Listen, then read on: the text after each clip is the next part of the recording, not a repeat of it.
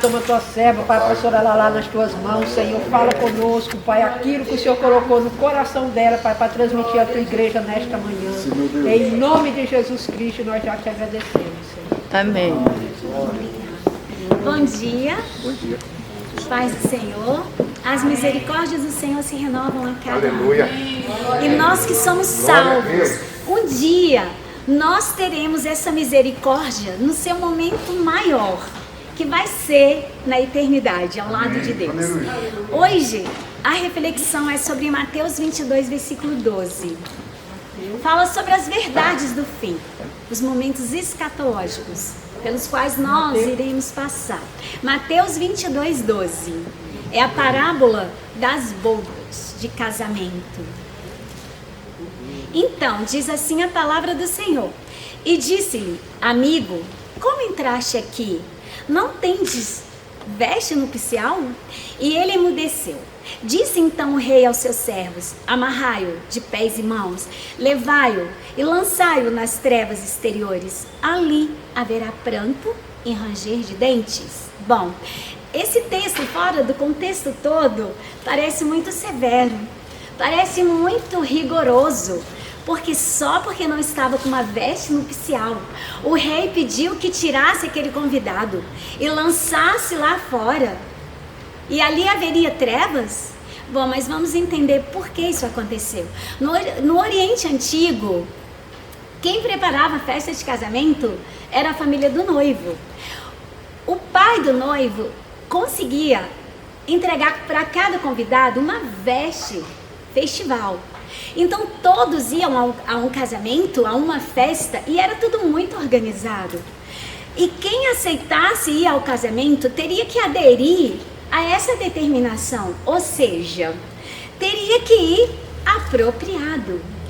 Jesus então conta essa parábola para os discípulos para mostrar algumas verdades espirituais dentro desse texto. Quais? Ele chega para o discípulo e diz, olha, vou contar uma parábola. Um certo rei resolve dar uma festa de casamento a seu filho. Então ele pede que os servos convidem pessoas, mas essas pessoas simplesmente elas desprezam o convite. Uns vão para o campo, outros para os seus negócios e outros ainda matam os servos. O rei então se encolariza, fica irado e manda destruir aqueles assassinos. E ele diz, ide à saída dos caminhos. Convidem todos quantos vocês acharem. Convidem pessoas boas, pessoas maus para a festa. Porque as bodas estão prontas, mas na verdade os convidados não eram dignos. Então a festa fica cheia de pessoas boas e más. Mas havia um que estava sem as vestes nupciais. Qual é a mensagem espiritual nessa parábola? Jesus estava ali anunciando aos discípulos a chegada da dispensação da graça, a chegada do evangelho. Também estava anunciando que os judeus iriam desprezar esse evangelho. E ele estava também anunciando a inclusão dos gentios nesse evangelho. E também estava anunciando que alguns gentios, mesmo enxertados na oliveira, eles também iam desprezar o evangelho. Mas a mensagem para mim, para você hoje é: as nossas ações aqui na terra têm reflexo na eternidade. Tudo que nós fazemos aqui está sendo anotado como um memorial. E haverá um dia do juízo final. E o nosso destino eterno, ele é decidido aqui, enquanto estamos em vida. E olha só, o que diz o Salmo?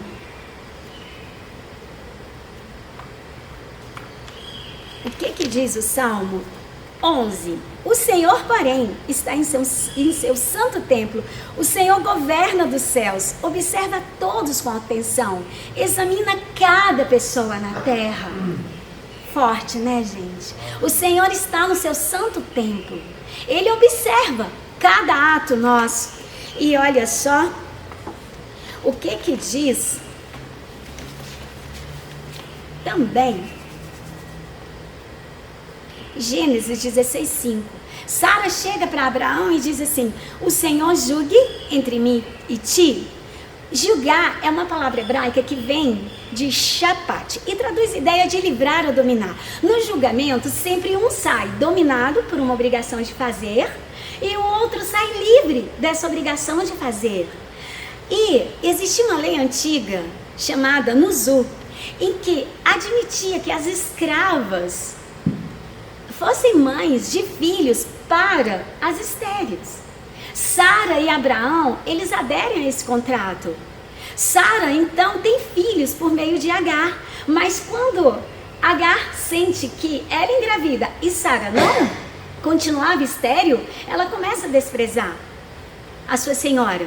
Então ela chega para Abraão e fala: julgue entre mim e ti, porque ela está me desprezando. Mas Abraão não julgou. Então ela chega e fala: Deus, que o Senhor agora faça esse julgamento. Abraão então reconhece que deixou a casa em desordem e simplesmente entrega Agar nas mãos de Sara. Julgar também, essa palavra que é do hebraico shapat, tem essa ideia, colocar as coisas em ordem. É um processo por meio do qual a lei é estabelecida, a ordem é cumprida. E Deus, ele é um reto juiz. Ele não vai deixar nada fora do seu devido lugar. Ele vai emitir o seu juízo. Então, e olha só, que essa parábola, ela tem também o seu momento escatológico. Ela remete exatamente para as verdades do fim. Eclesiastes 12:14 diz assim: porque Deus há de trazer a juízo toda a obra e até tudo que está encoberto, quer seja bom, quer seja mal. Paulo, ele vem e advoga esse mesmo verso em segunda carta dele aos Coríntios, no capítulo 5, e diz assim: porque todos devemos comparecer ante o tribunal de Cristo, para que cada um receba segundo o que tiver feito por seu corpo, ou bem ou mal. O que Deus quer dizer para mim e para você? Não basta ser só salvo no sentido de adentrar a eternidade e passar a eternidade ao lado de Deus. Paulo diz na sua segunda carta aos Coríntios que ele colocou a pedra angular, ele foi o construtor e deu a base, o alicerce, que é Jesus. Mas veja como cada um constrói a sua casa em cima desse alicerce. Se você constrói com pedras preciosas, com ouro, com prata, vai resistir ao fogo purificador. Mas se for com palha, feno, madeira, não vai resistir, porque o fogo vai provar a cada obra. E Deus diz para mim e para você: como está sendo a construção da sua casa? Nós somos casas espirituais, somos pedras que vivem.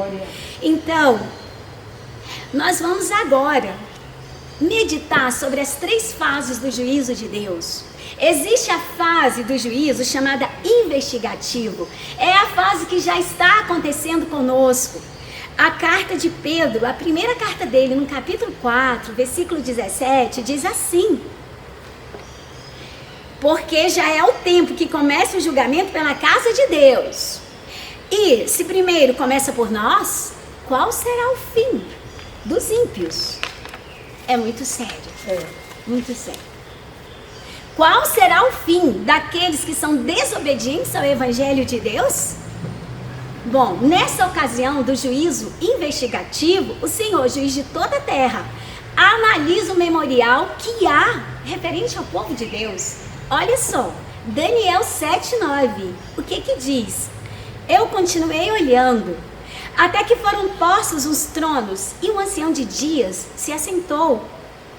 E a sua veste era branca como a neve, e o cabelo de sua cabeça como a pura lã. E seu trono era chamas de fogo, e as suas asas roda de fogo ardente.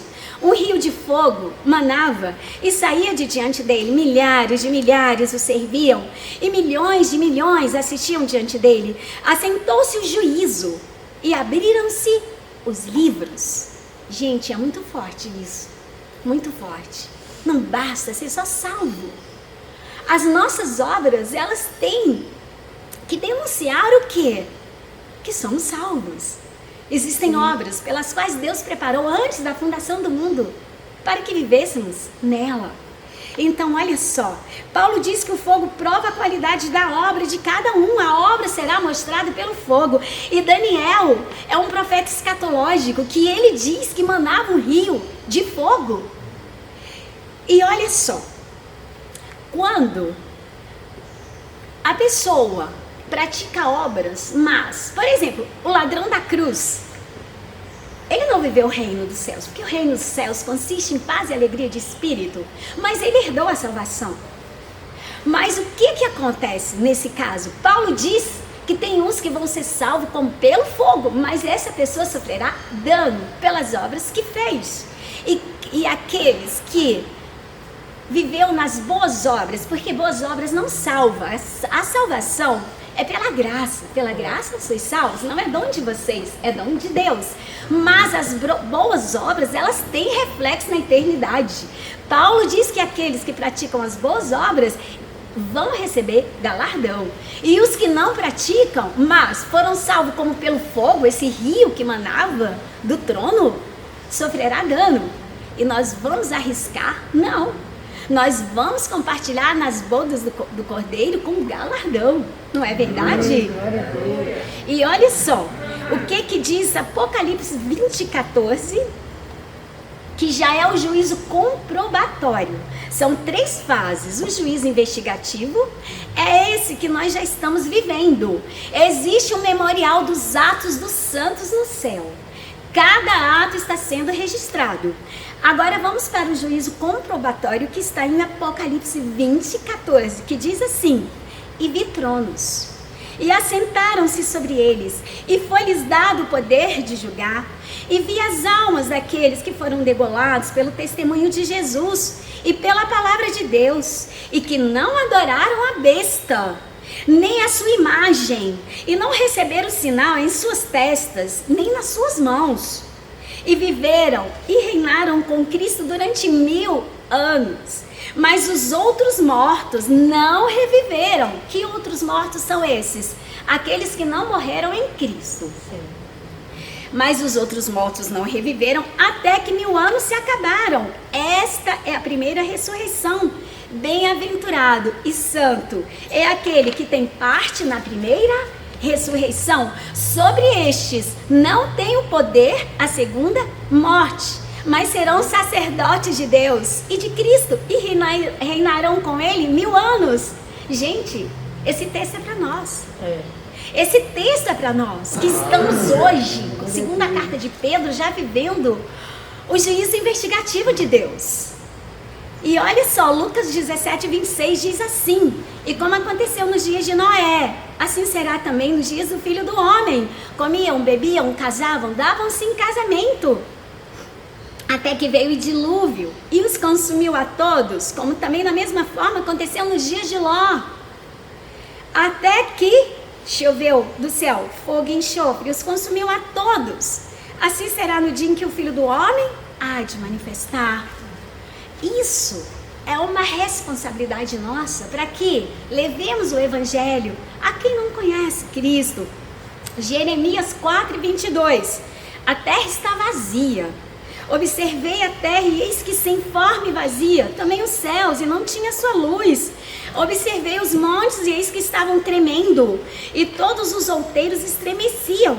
Observei, e eis que não havia homem algum, e todas as aves do céu tinham fugido. Vi também a terra fértil, era um deserto, e todas as suas cidades estavam derrubadas diante do Senhor, diante do furor da sua ira. Isso é o juízo comprobatório. Os ímpios, eles não ressuscitam ainda. Nós que morrermos em Cristo, os que estiverem vivos, serão arrebatados, formarão aquela grande nuvem de testemunha. Neste juízo probatório, Satanás estará preso.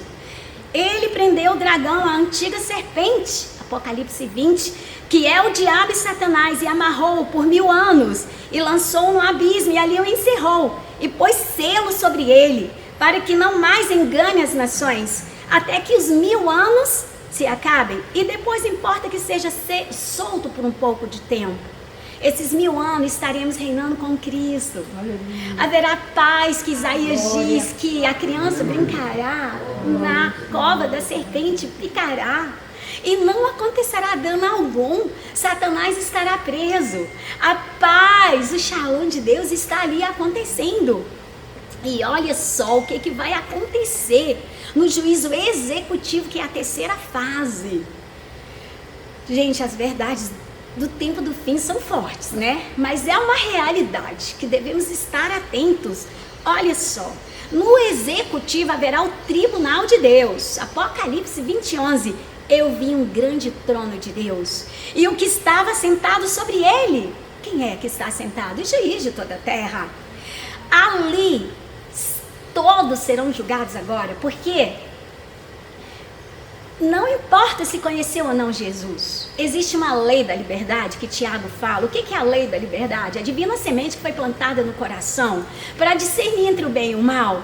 Mesmo aqueles que, por algum motivo, não chegou Jesus até eles, eles serão julgados pela lei da liberdade. Tiago fala da lei da liberdade no capítulo 2. Assim falai e assim procedei, como devemos ser julgados pela lei da liberdade. E o que é essa lei da liberdade? Ela é definida pela sociedade e leva em conta o que constrói e o que corrompe a vida. Ela regula a conduta humana com foco na eternidade. Condiciona a liberdade individual ao bem comum. Jesus, ele cumpriu toda a lei, inclusive a lei da liberdade, porque essa lei da liberdade foi passada para os filhos de Israel lá no deserto, mas eles deram uma conotação diferente. Jesus vem e diz: olha, ouviste o que foi dito, não matarás, eu porém vos digo, aquele que pensar no seu coração já matou. Não precisa nem a ação ser física, basta a ação ser intelectual, racional. Ouviste que foi dito isso, mas eu porém vos digo. Então é uma responsabilidade muito maior. A lei da liberdade, ela vem para não deixar ninguém livre do juízo, porque Deus é justo. Ele não ia julgar ninguém se ele não dá algo para você se comportar dentro daquilo que você tem que ser um referencial. E olha só, essa lei da liberdade é puramente espiritual, total e infinita. Ela tem reflexo lá na vida eterna. Quem não conheceu Jesus vai ser julgado por essa lei. Olha o que diz o Salmo 19:4. No entanto, por toda a terra se faz ouvir a sua voz, e as suas palavras até os confins do mundo. Deus é justo. O juízo final não vai ser não vai ser para pegar ninguém de surpresa. Ao término do juízo, que ocorre durante o milênio, acontecem os seguintes eventos. Gente, olha que coisa mais linda, isso aqui é para nós. A Nova Jerusalém desce com Jesus, os anjos e todos aqueles que não vão fazer parte da segunda morte, todos aqueles que ressuscitaram. E eu, João, vi a santa cidade que do céu descia, adornada como uma noiva ataviada para o seu marido. E o que acontece mais? Os ímpios mortos ressuscitam. E o que acontece? Apocalipse 25. Mas os outros mortos não reviveram até que os 1000 anos se acabaram. Quando a Nova Jerusalém desce, os 1000 anos já se acabaram. Esta é a primeira ressurreição. Bem-aventurado e santo é aquele que tem parte na primeira ressurreição. Sobre este não tem poder a segunda morte. A Nova Jerusalém, que também é chamada de tabernáculo de Deus, cidade santa, cidade de Deus, cidade celestial, cidade quadrangular. E Jerusalém celestial é literalmente o paraíso na terra, é o jardim do Éden, que perdeu a sua função espiritual quando o pecado entrou. E aquela paz já não existia mais. Adão já teve que, com o suor do seu rosto, trabalhar. E toda a história que nós conhecemos no relato da criação do mundo. E o que acontece também nesse juízo probatório? Acontece que Satanás é solto. Ele está 1000 anos preso. E a Nova Jerusalém já desceu e havia um reinado de 1000 anos de paz.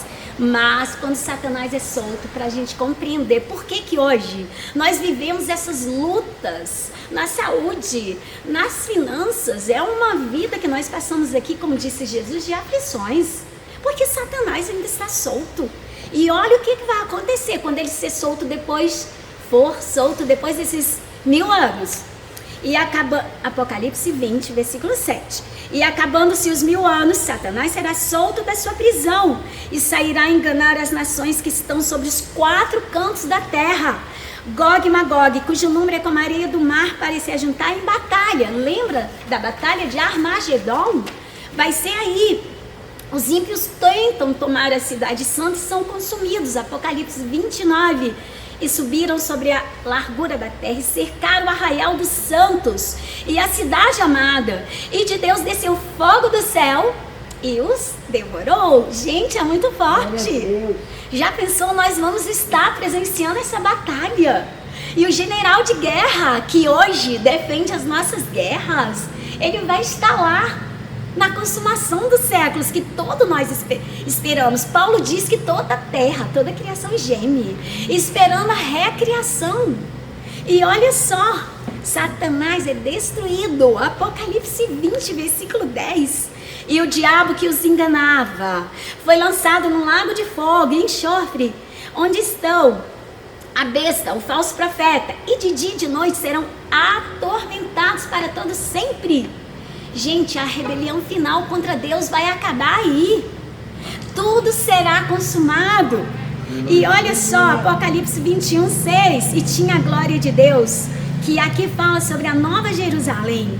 Ela será iluminada pela própria glória de Deus. Ela será a substituta da Jerusalém que hoje existe. Porque ali onde foi feito o Jardim do Éden, era para ser simplesmente o local onde hoje deveríamos estar. Mas foi destruída pelo pecado. A nova Jerusalém que do céu desce, ela vai substituir essa Jerusalém física. E diz assim, Apocalipse 21, 6. E tinha a glória de Deus, e a sua luz era semelhante a uma pedra preciosíssima, como a pedra de jaspe, como o cristal resplandecente. E disse mais, está cumprido. Eu sou o alfa e o ômega, o princípio e o fim. A quem quer que tiver sede, de graça, lhe darei da fonte da água da vida. Quem vencer, e dará todas as coisas. E eu serei o seu Deus, e ele será o meu filho. Aleluia, Jesus. Glória a Deus pela consumação dos séculos. Glória a Deus, porque Jesus está voltando. Ele vem. E a responsabilidade nossa como igreja é manter as vestes nupciais, para que naquele grande dia nenhum de nós venha ser colocado à esquerda e venha escutar: afaste de mim, vós que praticaste a iniquidade, eu não vos conheço. Mas que nós estejamos do lado direito, que diz: vinde bendito de meu Pai, porque eu tive sede, e você me deu de beber, eu tive fome, você me deu de comer. Eu estava nu, você me vestiu. Eu estava preso, você foi me visitar. Jesus, quando é que te vimos? Preso, nu, com fome, sem teto? Olha, quando você fez a um pequenino, era a mim que você estava fazendo. Jesus diz para mim e para você: hoje é dia de fazer algo pelos pequeninos. Quem são os pequeninos? São os pecadores vítimas do sistema espiritual da maldade que os conduzem ao pecado.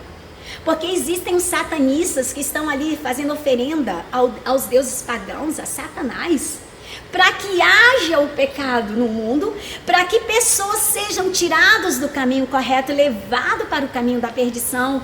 E o nosso papel é interceder, é orar, para que todos possam fazer parte da nova Jerusalém que desce do céu. Porque a Bíblia é clara: um será levado, outro será deixado. Um terá veste nupcial, o outro não terá. E os judeus, o que vai acontecer com ele? Os judeus vão ter o momento deles. Se eles são as oliveiras, eles não vão ser tirados, não. Mas vai ter um momento em que eles terão que reconhecer Jesus como Messias. E isso a Bíblia não relata como e nem como. Mas Paulo diz que eles são a oliveira, nós que somos enxertados, né? O Evangelho chegou a nós como gentios. Fomos incluídos na graça. Eles também serão. Mas a reflexão para mim e para você hoje é: o que nós estamos fazendo com a casa espiritual que somos nós. Nós somos, sim, construídos não alicerce, que é Jesus. Mas será que nós estamos construindo essa casa com ouro? Como pedra preciosíssima, como diz lá, que é a santa cidade que desce do céu, quadrangular, um cubo perfeito. A Bíblia fala em Apocalipse que era um cubo perfeito. Gente, é muito lindo isso aqui, ó. É muito lindo. Cidade quadrangular, por isso que tem aquela igreja, né, do Evangelho quadrangular. Eu não sabia. Eu pesquisei isso e entendi. Quadrangular é um cubo perfeito. E o que Deus diz para mim e para você hoje? A mensagem de reflexão. Os convidados, onde estão? Jesus disse, ide à beira do caminho. Ide às aldeias. Ficai em Jerusalém, até que do alto sejais revestidos de poder. Mas depois vocês vão ter que ir à Judéia, vocês vão ter que ir a Samaria, e vocês vão ter que ir até os confins do mundo. Mas como que nós vamos? Cada um tem o seu papel. Paulo fala dos dons espirituais, são 9. Cada um de nós recebeu dele um dom, um talento. Eu posso ir até os confins do mundo com a minha intercessão. Eu posso ir com meus recursos financeiros para sustentar um missionário. Eu posso ir com o meu louvor. Eu posso ir com a minha pregação. Eu posso ir com os meus joelhos. Então Deus, Ele chama para mim e para você hoje a convidar pessoas boas e maus. Porque quem vai julgar é Deus. O nosso papel é convidar. Quem vai dizer esse está com veste nupcial não somos nós. O nosso papel é daquele servo. Vá, convide, vá nas aldeias, nos caminhos, tragam todos. E ele diz para mim e para você, tem a nossa família como prioridade 1 para a salvação. Quantas horas nós temos investido de oração para que Deus venha salvar. Porque hoje em dia as religiões que não professam a fé em Jesus, elas chegam como algo muito bom, muito bonito, mas as verdades do fim não dizem isso. As verdades do fim informam que há um lago de fogo, que há um falso profeta, que há um anticristo que enganarão a muitos, principalmente e até os escolhidos que perderam o foco nas coisas lá do alto. Porque o mundo ele está se infiltrando na igreja de uma forma tão rápida que de repente você abre o YouTube para ver algo da parte do Senhor, você vê escândalos. O que Jesus diz?